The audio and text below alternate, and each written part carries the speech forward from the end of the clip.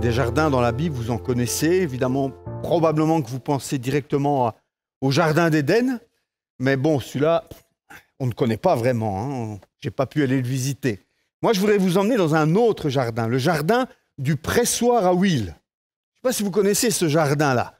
C'est le jardin du pressoir à huile. Et c'est un jardin, je crois qu'il y a une photo, voilà, merci Grâce d'afficher cette photo. Vous voyez le jardin, je suppose, maintenant. Vous ne me voyez plus, je suppose. C'est ça, ils voient le jardin maintenant. Moi, je fais l'idiot, je fais exprès, mais bon. Donc, vous voyez, ça, c'est le jardin du pressoir à huile. En fait, on l'appelle aussi, et vous le connaissez plus sous le nom de jardin de Gethsémané. J'ai eu l'occasion de m'y promener avec Michel il y a quelques années pour nos 25 ans de mariage, si je ne me trompe pas, avec le pasteur David et son épouse Nathalie. Et on s'est promené dans ce jardin qui se trouve au pied du mont des Oliviers, juste à la sortie de Jérusalem. Vous sortez de Jérusalem, vous traversez un petit ruisseau qu'ils appellent un torrent, le torrent du Cédron. En réalité, il était à sec quand nous l'avons passé. Et on arrive comme ça dans le jardin de Gethsémané, le jardin du pressoir à huile, parce que c'est le mont des Oliviers, et quand on récolte les olives, qu'est-ce qu'on fait avec? On fait de l'huile. Et donc, il faut pouvoir les écraser, et il y avait à cet endroit un pressoir à huile. J'aimerais vous emmener dans ce jardin, et j'aimerais qu'on puisse regarder ensemble qu'est-ce qui s'est passé de si particulier dans ce jardin, parce que il s'y est joué quelque chose de capital. Il s'y est passé quelque chose de très important pour notre salut. Et malheureusement, je pense qu'il y a peu de chrétiens qui saisissent l'importance, la profondeur, l'importance vraiment de ce qui s'est produit dans ce jardin. Alors on va aller se promener dans ce jardin ensemble, dans Matthieu au chapitre 26, et on va lire des versets 36 à 46. Voilà, je suppose qu'ils sont aussi affichés sur vos écrans. On vous facilite tout, hein, maintenant, vous n'avez plus besoin de Bible. Il faut juste ouvrir les yeux et les oreilles. Je suppose que vous êtes avec un café, vous êtes avec une boisson fraîche, je ne sais pas comment vous êtes installés, mais mieux que moi certainement. Alors profitez-en. Matthieu 26, verset 36. On lit. Je n'ai pas dit au lit, hein. Restez là. On lit. On lit ensemble. Là-dessus, Jésus se rendit avec eux, ses disciples, dans un endroit appelé Gethsémané. Et il dit aux disciples, « Asseyez-vous ici, pendant que je m'éloignerai pour prier. » Il prit avec lui Pierre et les deux fils de Zébédée, et il commença à être saisi de tristesse et d'angoisse. Il leur dit alors, « Mon âme est triste à en mourir. Restez ici, éveillés avec moi. » Puis il avança de quelques pas et se jeta le visage contre terre et fit cette prière. « Mon Père, si cela est possible, que cette coupe s'éloigne de moi. Toutefois, non pas ce que je veux, mais ce que tu veux. » Il revint vers les disciples qu'il trouva endormis et dit à Pierre, « Vous n'avez donc pas pu rester éveillés une seule heure avec moi? Restez vigilants et priez pour ne pas céder à la tentation. L'esprit est bien disposé, mais par nature l'homme est faible. » Il s'éloigna une deuxième fois et fit cette prière. « Mon Père, s'il n'est pas possible que cette coupe s'éloigne de moi sans que je la boive, que ta volonté soit faite. » Il revint et les trouva encore endormis car ils avaient les paupières lourdes. Il les quitta, s'éloigna de nouveau et pria pour la troisième fois, répétant les mêmes paroles. Puis il revint vers ses disciples et leur dit, « Vous dormez maintenant et vous vous reposez. Voici l'heure est proche et le Fils de l'homme est livré entre les mains des pécheurs. Levez-vous, allons-y, celui qui me trahit s'approche. » Cette histoire se passe dans un contexte où on est juste avant la crucifixion. Jésus vient de prendre un dernier repas avec ses disciples, le repas de la Pâque qu'il a fait préparer par ses disciples. Judas vient de se dévoiler comme celui qui va trahir Jésus. Jésus vient d'instaurer la scène avec ses disciples. Il a pris le pain, il a pris le vin. Ce texte qu'on connaît bien, qu'on répète souvent au moment de la Sainte Seine dans nos cultes. Et ensuite, Jésus sort de cette chambre haute où le repas de la Seine a été pris et il sort de Jérusalem pour probablement passer la nuit. Jésus aimait sortir de Jérusalem et fuir un peu la foule et emmener ses disciples dans cet endroit appelé jardin de Gethsémane. Et Jésus aurait pu choisir un autre jardin ce soir-là, il aurait pu passer la nuit avec ses disciples ailleurs pour échapper à Judas, qui connaissait cet endroit. Mais Jésus ne cherchait absolument pas à échapper à quoi que ce soit. Jésus est venu avec une intention, il est venu avec un but, il sait pourquoi il est là et il veut aller au bout de sa mission. Alors il ne change pas de jardin, il va dans le jardin où il a l'habitude d'aller et où il sait que Judas n'aura aucune peine à venir le retrouver. Et dans ce jardin, il va se passer quelque chose de vraiment pénible pour notre Seigneur Jésus-Christ. Dans ce jardin qui est le pressoir à huile et dans lequel on écrase les olives pour en extraire le meilleur, pour en extraire l'huile. Quelque part, Jésus va lui aussi, dans ce jardin, passer sous le pressoir quelque part. Et Matthieu ne le dit pas, mais Luc dit qu'à un moment donné, son angoisse est tellement grande, tellement forte, que sa sueur devient comme des grumeaux de sang. Dans ce jardin, le meilleur de Jésus a été extrait, son sang. Son sang déjà dans ce jardin, quelque part, est versé. Alors, que s'est-il passé dans ce jardin dont je veux absolument vous parler ce soir? Et qu'est-ce que nous avons à apprendre de ce qui s'est produit là dans le jardin? Jésus va prendre ses disciples avec lui, mais il va laisser toute une partie d'entre eux sur le côté en leur disant « Restez là, asseyez-vous, je vais prier ». Mais il prend avec lui ses 3 lieutenants, j'aime bien les appeler ainsi, c'était les 3 plus proches de Jésus, Pierre, Jacques et Jean. Et il prend avec lui ses 3 lieutenants parce que Jésus a besoin d'un soutien dans la prière. Jésus sait qu'il va là passer peut-être le moment le plus difficile, le plus terrible, mis à part la croix. Dans cet endroit-là va se jouer quelque chose de capital. Jésus a besoin de soutien. Jésus a besoin d'avoir ses amis autour de lui pour le soutenir dans la prière. Et là, Jésus va commencer à être saisi de tristesse, saisi d'angoisse. Et il va dire à ses 3 amis, « Mon âme est triste à en mourir. Restez ici éveillés avec moi. » Les termes qui sont utilisés ici dans le grec sont vraiment des termes forts. Il y a 3 mots différents pour exprimer la tristesse et la peur dans le grec. Et le terme qui est utilisé ici, c'est le plus fort de tous.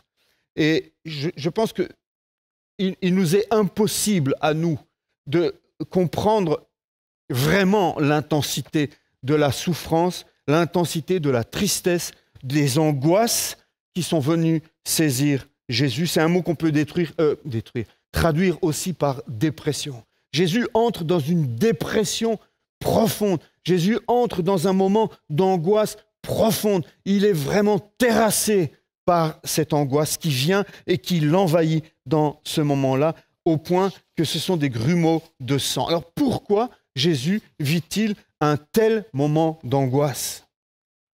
Jésus, c'est quand même quelqu'un de courageux. C'est quelqu'un qui a déjà affronté je ne sais combien d'ennemis. C'est quelqu'un qui, dans la tempête, quand tout le monde panique, lui se lève et d'une parole fait taire la tempête. C'est celui qui a vu des lépreux dans un état pitoyable et qui les a rendus purs. Qu'est-ce qui peut effrayer Jésus? Il est Dieu, pleinement homme et pleinement Dieu. Qu'est-ce qui peut effrayer Jésus au point de le mettre dans cet état-là? Certains ont dit, oui, Jésus était conscient des douleurs physiques et des souffrances physiques qui l'attendaient. Certainement, Jésus était au courant.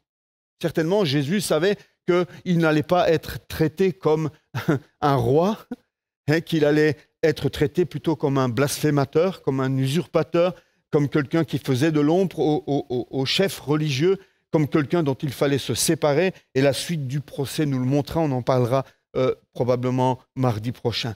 Mais ce n'est pas seulement les horreurs physiques qui, là, mettent Jésus dans cet état-là. C'est important de comprendre, nous chrétiens en tout cas, nous devons saisir que ce que Jésus redoute le plus dans ce jardin, ce qui vient saisir Jésus d'angoisse dans ce jardin, ce n'est pas les horreurs physiques, les douleurs physiques et la peur des crachats, la peur du fouet. Ce qui vient saisir Jésus d'angoisse, il le dit, il parle d'une coupe. Il ne dit pas « Oh, mon Père, si c'est possible, éloigne de moi le fouet » ou « éloigne de moi les coups qu'on va me donner » ou la couronne d'épines, « éloigne de moi même la croix ». Jésus ne parle pas de cela. Jésus nous parle d'une coupe.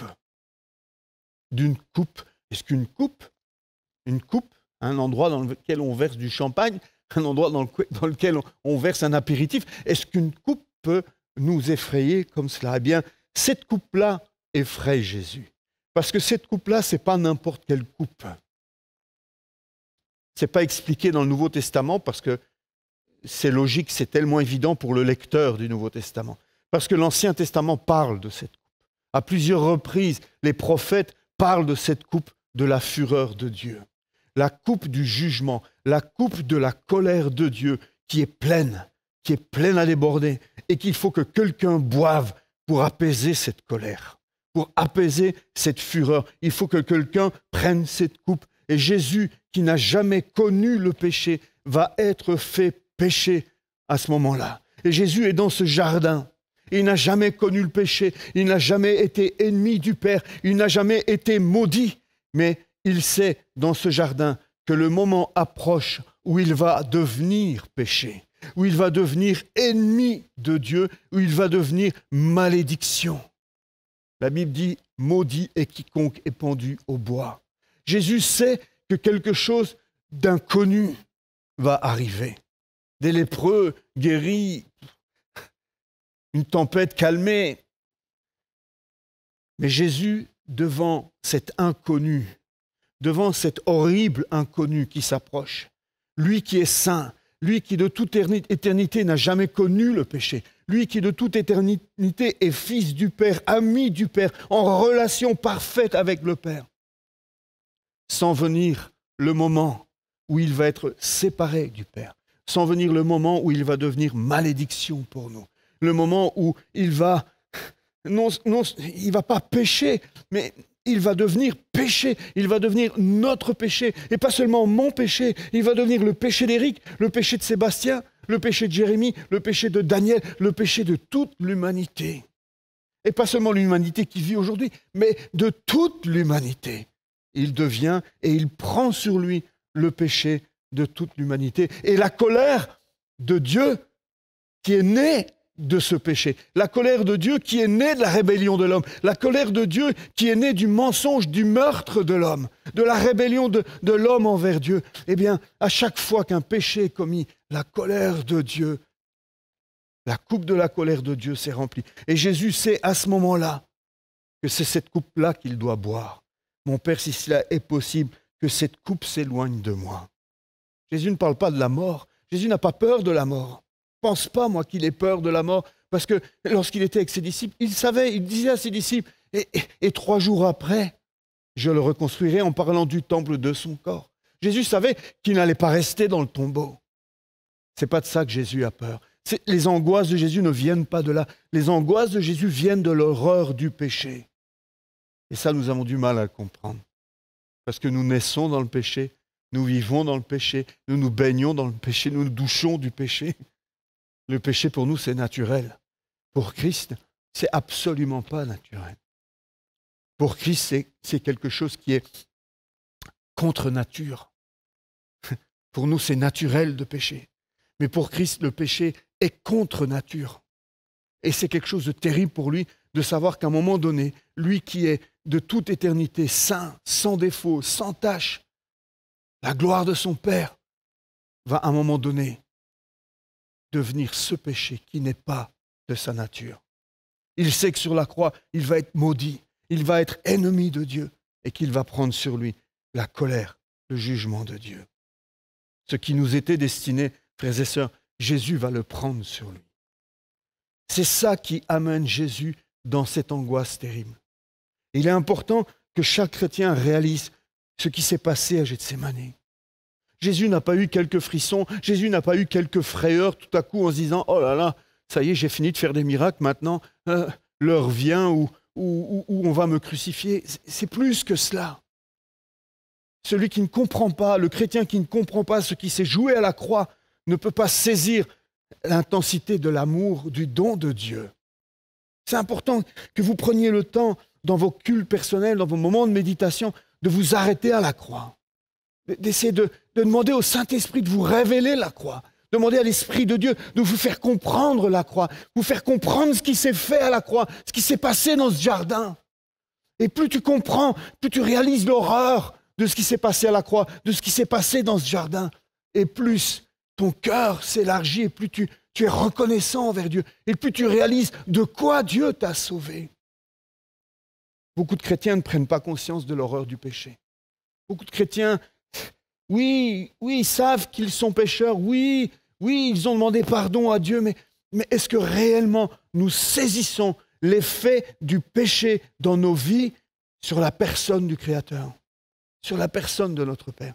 Lorsque je pêche, Dieu ne dit pas simplement « Ah là là, c'est... » Non, quand je pêche, je blesse Dieu quelque part. Je blesse mon Créateur. Si je voyais un de mes fils, je ne vais pas dire c'est pas ma création, mais quelque part, ils sont issus de ma chair, et je voyais mes fils s'amuser à régulièrement se donner des coups de couteau, mais mon cœur serait déchiré.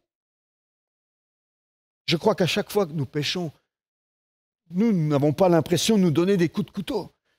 Mais dans le cœur du Père, je pense qu'il y a quelque chose qui se passe. Parce qu'il ne nous a pas créés pour cela. Il nous veut en bonne santé, il nous veut sains, il nous veut en relation avec lui. Et il ne veut pas que le péché vienne nous séparer.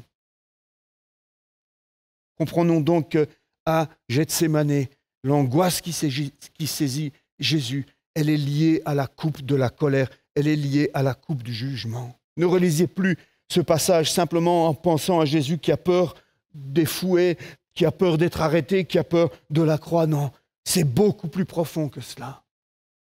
Et nous devons dire merci à Jésus pour Gethsémanée.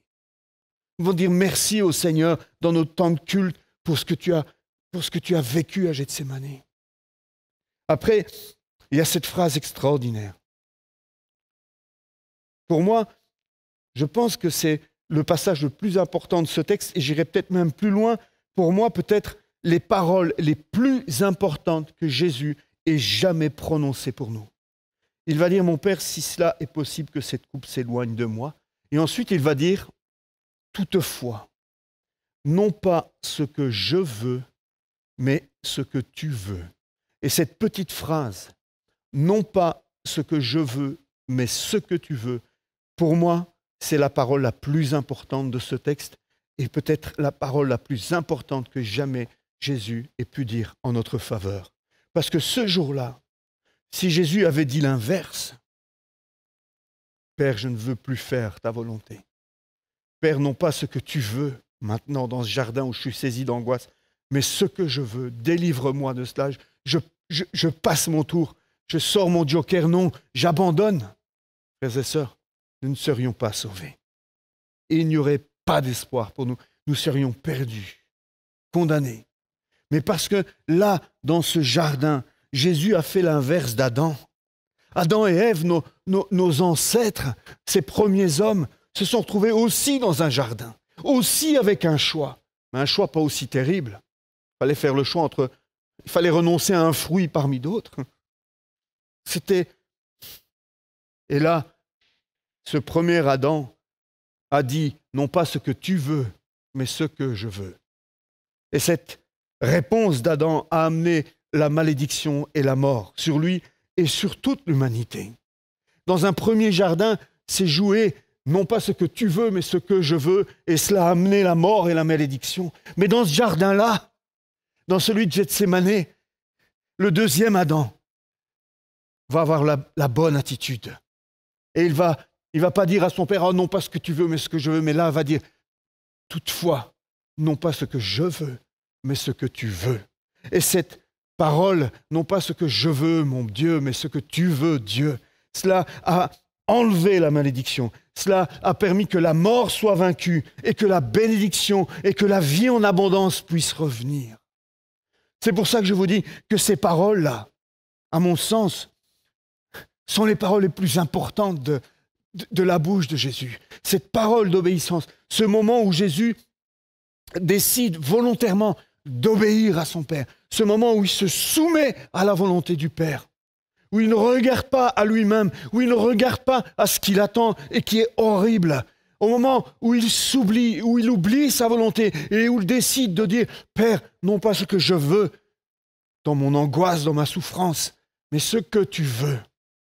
À ce moment-là, Jésus a remporté une victoire phénoménale, une victoire qu'Adam n'avait pas remportée.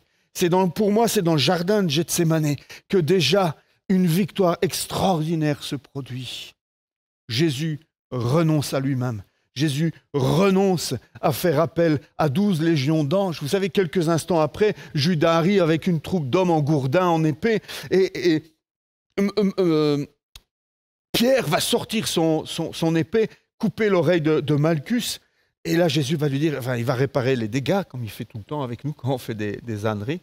Il répare les dégâts, et ensuite il dit à Pierre, mais Pierre, tu sais, si je voulais, je ferais appel à 12 légions d'anges, là. Ça doit nous faire réfléchir, vous savez cela. Quand on a arrêté Jésus, il aurait pu faire appel à 12 légions d'anges. Quand on l'a frappé dans la maison de Caïphe, lorsqu'on l'a giflé en lui demandant de jouer au prophète pour dire qui, quand on lui a craché dessus, il aurait pu dire à 12 légions d'anges de venir l'aider. Quand on a commencé à le fouetter, à le flageller à sang, mettre une couronne d'épines sur sa tête, lui, Dieu, lui, le Fils de Dieu, il aurait pu dire « Oh, venez à mon aide, 12 légions d'anges ». Et lorsqu'on l'a mis sur la croix et qu'on a commencé à enfoncer les clous dans ses mains et dans ses pieds, il aurait pu faire appel à 12. Pourquoi est-ce qu'il ne l'a pas fait? Parce qu'à Gethsémani, il a dit à son Père, non pas ce que je veux, mais ce que tu veux. Non pas ce que je veux, mais ce que tu veux. Et à mon avis, cette prière l'a poursuivi pendant tout son procès. Cette prière l'a suivi dans la cour avec les Romains qui étaient en train de le faire souffrir. Cette prière l'a suivi sur la croix. Non pas ce que je veux, mais ce que tu veux, Père. Je ne pense pas que c'est une prière que Jésus a lancée juste 3 fois en l'air. Je pense qu'à ce moment-là, Jésus a pris une décision ferme d'obéir à son Père et d'aller au bout de sa mission parce qu'il nous aimait, mais aussi parce qu'il aime son Père et parce qu'il veut obéir à son Père. Ce que le premier Adam n'a pas réussi à faire, le second Adam l'a fait parfaitement. En grec, littéralement, c'est non pas comme je veux, mais comme tu. Il n'y a pas la suite, c'est sous-entendu. Non pas comme je veux, mais comme tu, en parlant à son Père. Le premier succombe pour un stupide fruit. Le second a vaincu face à une souffrance que jamais nous ne pourrons comprendre. Une souffrance d'une telle intensité, une angoisse si profonde que nous ne pouvons pas en comprendre le millionième. Jésus a souffert terriblement. Jésus a dit oui à la coupe de la fureur, de la colère divine. Quelqu'un devait boire cette coupe. Quelqu'un de qualifié pour le faire devait venir et c'est Jésus. C'est Jésus qui est venu qualifié, capable de boire cette justice, cette coupe de la justice, de jugement, de la colère de Dieu, pour que la justice divine soit assouvie. Pas ta volonté, mais la mienne, voilà ce qu'Adam a dit. Et ça a changé, ça a transformé un paradis en désert. Mais lorsque Jésus dit, non pas ma volonté, mais la tienne, Père, ça transforme nos déserts en paradis. Cela transforme nos déserts et nous donne accès au royaume de Dieu. Ces quelques mots sont capitaux. Vous devriez les souligner, les mettre en rouge, les graver dans vos Bibles. Non pas ce que je veux, mais ce que tu veux. Ce sont des mots qui sont capitaux. Gethsémani tient une place importante dans le plan de rédemption de Dieu, frères et sœurs. Vous devez le comprendre. Oui, il s'est produit des choses à la croix, bien sûr, mais à Gethsémani aussi s'est produit quelque chose de capital. Jésus est allé au bout de sa volonté d'obéir. Si Jésus avait échoué à Gethsémani, imaginons que là, dans ce jardin, à un moment donné, Jésus dit non, c'en est trop. Cette coupe est trop grande pour moi. Il y a trop à boire. Cette colère me dépasse, cette colère, je ne suis pas capable de l'assimiler. Je ne suis pas capable de la prendre sur moi à leur place. Je renonce.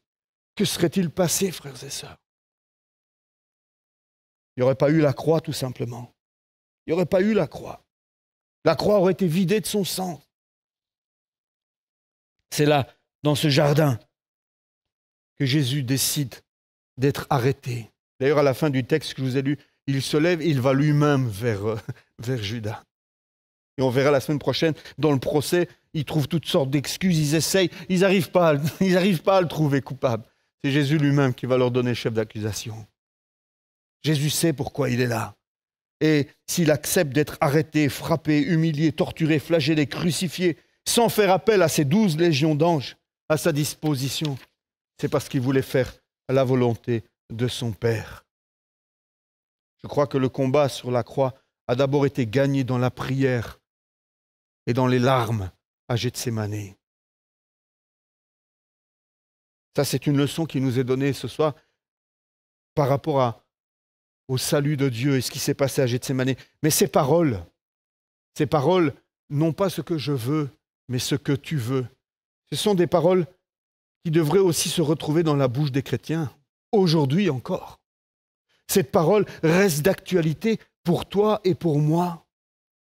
Je réalise que à chaque fois que je n'ai pas dit dans ma vie, par mes actes, par mes choix, non pas ce que je veux, mais ce que tu veux, je me suis retrouvé dans des déserts. Je me suis retrouvé dans des situations compliquées. Je me suis retrouvé dans des problèmes pas possibles. À chaque fois que je me suis détourné de Dieu, à chaque fois que j'ai voulu faire comme je voulais, au lieu de me soumettre à la volonté de Dieu, à chaque fois que j'ai voulu faire à ma guise, à chaque fois que j'ai voulu qu'il ne soit plus le Seigneur de ma vie, mais seulement le Sauveur, je me suis retrouvé moi aussi dans des situations où j'étais proche de Dieu et je me suis retrouvé tout seul, perdu, aussi dans une sorte de désert. Et chaque fois que je me suis repenti, et chaque fois que j'ai décidé de remettre Jésus sur le trône de ma vie, il m'a sorti du désert et il m'a ramené dans son paradis quelque part. Alors, ces paroles de Jésus, non pas ce que je veux, mais ce que tu veux, c'est un leitmotiv pour nous les chrétiens. Ça devrait être notre mode de pensée à nous aussi. Même quand c'est difficile. Même quand nous sommes comme dans un jardin de Gethsémani. Même lorsque la souffrance vient, même lorsque la peur vient, lorsque les angoisses viennent, nous devrions apprendre, nous aussi, à pouvoir dire « Non pas ce que je veux, Seigneur, mais ce que tu veux. » Et je pense que ça nous éviterait beaucoup d'écueils, beaucoup d'échecs, beaucoup de solitude, beaucoup de difficultés, si nous apprenions, nous aussi, à soumettre notre vie, à soumettre notre volonté à celui qui connaît le chemin, à celui qui nous veut que du bien, à celui qui veut notre salut et qui sait comment il faut faire pour vivre en abondance. Jésus. La suite du texte, je reprends, elle dit « Il revint vers les disciples qu'il trouva endormis. Et il dit à Pierre, « Vous n'avez donc pas pu veiller ou rester éveillé une seule heure avec moi. Restez vigilants et priez pour ne pas céder à la tentation. L'esprit est bien disposé, mais par nature l'homme est faible. » Au moment où Jésus avait le plus besoin de soutien de ses 3 lieutenants, il choisit Pierre, qui promet de ne jamais le renier, et il prend Jacques et Jean, qui étaient tellement sûrs d'eux, qui voulaient s'asseoir à la droite et à la gauche de Jésus. Il prend les 3 meilleurs. En tout cas, ceux qui semblaient dire être les meilleurs. Et au moment où il a besoin d'eux, qu'est-ce qu'ils font? Ils dorment. Ils comptaient sur eux, mais même pas 1 heure. Ils n'ont réussi à veiller avec Jésus et prier pour lui et le soutenir dans ce moment d'épreuve. Et là, Jésus va nous laisser un merveilleux conseil. Un conseil qui reste d'actualité pour nous aussi aujourd'hui, chrétiens. Il va dire à ses 3 disciples, et il nous le dit à nous ce soir aussi, restez vigilants et priez pour ne pas céder à la tentation. Ce n'était pas seulement pour Pierre, Jacques et Jean, vous savez. Je pense que ce sont des paroles que nous avons, nous aussi, aujourd'hui, besoin d'entendre. Rester vigilants, c'est être sur ses gardes. C'est veiller, c'est surveiller, c'est rester attentif, c'est être sur le qui-vive. Je crois que le chrétien n'est pas appelé à s'endormir. Le chrétien, oui, il connaît le repos de Dieu, ça on connaît bien, nous on aime le repos de Dieu, mais qui dit repos de Dieu ne dit pas non plus paresse, ne dit pas non plus laisser aller, ne dit pas non plus s'endormir spirituellement. Je peux veiller, je peux être vigilant, je peux être une sentinelle, je peux être sur mes gardes, tout en connaissant le repos de Dieu. Ce sont deux choses différentes. Ici, Jésus nous invite à rester vigilants. Il dit à ses disciples, si vous voulez résister à la tentation, vous devez être vigilants. Le diable rôde comme un lion rugissant, sachant qui dévorer. Vous savez, et le diable, il vient pas quand tu es comme ça, hein. Le diable, il vient quand tu es comme ça. Le diable, il vient pas quand tu as ton épée dégainée. Il vient pas quand tu es à genoux. Le diable, il vient quand tu es allongé dans ton divan devant une série et que tu regardes des images un peu lascives. Le diable, il vient dans ces moments-là. Le lion dans la savane n'attaque pas le buffle le plus costaud, celui qui est prêt à lui mettre 2 coups de corne. Hein. Ils observent le troupeau. Et ils sont capables de détecter parmi le troupeau celui qui ne marche pas normalement, celui qui n'a pas le comportement normal par rapport aux autres. Et ils vont l'isoler pour pouvoir mieux le dévorer. Le diable est comme cela. C'est pour ça que Jésus nous dit, soyez vigilants. Nous sommes appelés, Jésus nous demande, s'il vous plaît, soyez vigilants. C'est pas juste un conseil, hein, c'est un ordre. C'est de l'impératif. Restez vigilants. Jésus t'ordonne, Jésus m'ordonne, Jésus ordonne à son Église de veiller, de rester sur ses gardes et de ne pas s'endormir. Et ensuite, il leur dit, et priez. Être vigilant et prier. Voilà les 2 clés que Jésus nous lègue encore ce soir, Église Connect, pour entrer dans cette année 2021. Jésus nous dit, soyez vigilants et priez pour ne pas céder à la tentation. Et dans sa bonté, Jésus va nous trouver des excuses. L'esprit est bien disposé, mais par nature, l'homme est faible. Pourquoi est-ce que nous devons prier? Pourquoi est-ce que nous devons être vigilants, rester sur nos gardes, nous discipliner? Parce que nous sommes faibles. Parce qu'on voudrait bien faire plein de choses, mais on ne les fait jamais. On voudrait bien passer 2 heures dans sa Bible, mais on ne le fait pas. On voudrait prier comme tel héros de la foi, on voit le jeudi, on voudrait être des Georges Muller, mais on ne fait rien pour. Le salut, il est gratuit. Il n'y a rien à faire pour recevoir le salut en Jésus-Christ. Mais je dirais que pour être un disciple, il faut retrousser ses manches.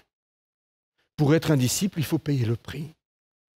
Celui qui veut me suivre, dit Jésus, qu'il se charge de sa croix, qu'il me suive. Celui qui veut être mon disciple, mais qu'il se charge de sa croix et qu'il me suive. Il y a un prix à payer quand même. Il y a quand même une discipline à se donner pour pouvoir... Si moi j'écoute mes émotions le matin quand le réveil sonne, mon corps il a envie d'aller appuyer sur le bouton, il a envie de rajouter un quart d'heure. Mais je dois apprendre à ne pas écouter que mon corps. Je dois apprendre à me discipliner, à rester vigilant et à prier pour ne pas céder à la tentation. Certains commentateurs bibliques disent que parce que là, à ce moment-là, Pierre n'a pas prié, parce que Pierre n'est pas resté vigilant à ce moment-là, parce que Pierre n'a pas remporté à ce moment-là, dans le jardin, avec Jésus. Jésus l'a invité à venir avec lui combattre.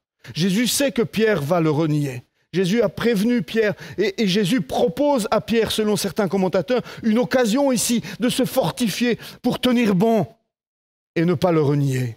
Mais parce que Pierre a échoué là dans ce jardin, parce qu'au moment où il aurait pu accompagner son maître en restant vigilant et en priant, là où Jésus a remporté une victoire pour ce qui allait venir à la croix, là Pierre a déjà perdu son combat parce qu'il s'est laissé aller, parce qu'il n'a pas été vigilant et parce qu'il s'est laissé vaincre par le sommeil. Quelqu'un dit, la bataille spirituelle est souvent gagnée ou perdue avant que la crise n'arrive. Et ça, c'est vrai. Ça nous amène à réfléchir vraiment. Ce n'est pas au moment où la tentation vient qu'il faut chercher tes armes, c'est trop tard. Ce que ce commentateur veut dire, c'est que la bataille spirituelle, elle est gagnée avant, ou elle est perdue avant que la tentation n'arrive. C'est pour ça que Jésus demande de veiller et prier. Celui qui veille, celui qui est là sur la muraille et qui veille, il n'y a pas de combat. Mais il est prêt, il veille. Et quand le combat arrive, il n'est pas surpris. Lorsque l'ennemi s'approche, il n'est pas surpris parce qu'il veille, parce qu'il a les regards fixés sur l'ennemi. Trop souvent, nous oublions de fixer nos regards sur notre ennemi. Nous nous faisons des ennemis. Nous nous disputons entre nous. Nous avons des tensions entre nous. Nous avons des tensions à gauche, des tensions à droite, des tensions dans le monde. Nous avons des émotions négatives par rapport à un tel, par rapport à telle circonstance. Mais nous nous trompons de combat. Vous avez certainement déjà entendu ces deux généraux de Napoléon qui se disputaient, qui étaient en train de se chamailler. Et Napoléon, il en avait jusque-là. À un moment donné, les a pris, les a amenés sur le front et leur derrière. Les ennemis, ils sont là-bas. Pour leur faire comprendre qu'il fallait arrêter, quoi. Et parfois, l'Église a besoin de cela aussi. Notre ennemi, ce n'est pas notre prochain. Notre ennemi, c'est le diable qui rôde et qui veut nous dévorer tout cru. Frères et sœurs, si vous attendez que votre chair un jour prenne le dessus, si vous attendez qu'un jour l'envie vous prenne de devenir plus spirituel, vous risquez d'attendre longtemps. Croyez-moi. Parce que par nature, nous ne voulons pas ces choses. Ma nature est contre ça. Mon nature me pousse à la paresse. Ma nature me pousse à la paresse spirituelle. Ma nature me pousse à faire toute autre chose que de prendre un moment avec Dieu. C'est la discipline qui nous permet de le faire. Et le Seigneur vient en aide à ses disciples. Regardez, Jésus est plein d'amour dans ce texte. Jésus est plein d'amour. Et Jésus arrive à leur trouver des excuses.